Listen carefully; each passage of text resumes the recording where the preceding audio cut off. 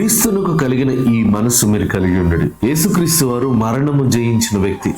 సర్వసాధారణంగా ఈ రోజుల్లో బిజినెస్ చేయాలంటే బాగా సక్సెస్ఫుల్ బిజినెస్ మ్యాగ్నెట్ యొక్క సీక్రెట్ ఆఫ్ సక్సెస్ వీడియోస్ చూస్తూ ఆయన ఎలా డెవలప్ అయ్యాడు, ఎలా కోట్లు సంపాదించాడు అనేది చూసి ఆయన లాంటి వ్యక్తిత్వాన్ని, ఆయన లాంటి మెంటాలిటీని అలవాటు చేసుకుంటా ఉంటాం. మన వల్ల కాకపోయినా కానీ ఆయనలాగా పొద్దున్న 5 గంటలు లేగడం, ఫుడ్ హ్యాబిట్స్ మార్చుకోవడం, టైం మార్చుకోవడం, మనుషులను దూరం చేసుకోవడం, అలా చేసుకుని ఏదో కోట్లు సంపాదించేద్దాం అనుకుంటాం. నిజానికి సంపాదించవచ్చు, ప్రయత్నిస్తే ఏదైనా సాధ్యమే. కానీ ఆ కోట్ల వల్ల మనకు వచ్చేది ఏం లేదు. కోట్ల వల్ల మనం ప్రాణాన్ని కొని తెచ్చుకోలేం. కానీ క్రీస్తు మరణాన్ని జయించాడు. క్రీస్తు రోగులను స్వస్థపరిచాడు. క్రీస్తు అంటే మనసు కలిగి ఉంటే భూమి మీద డబ్బు వలన సాధించలేనిది సులువుగా సంపాదించగలుగుతాం. ఆయన మనసులో ఉన్న ఒక ఉన్నతమైన విశేషం ఏంటో తెలుసా? ఆయన విధేయత కలిగిన వాడు, తగ్గించుకునేవాడు. రోమిలకు రాసిన పత్రిక 2:8 మరియు ఆయన ఆకారమందు మనుష్యుడిగా కనబడి మరణము పొందినంతగా, అనగా సిలువ మరణము పొందినంతగా విధేయత చూపిన వాడే తన్ను తాను తగ్గించుకొనెను. తన తండ్రి యొక్క చిత్తాన్ని నెరవేర్చడానికి తన్ను తాను రిక్తునిగా చేసుకుని తను తాను తగ్గించుకున్నాడు,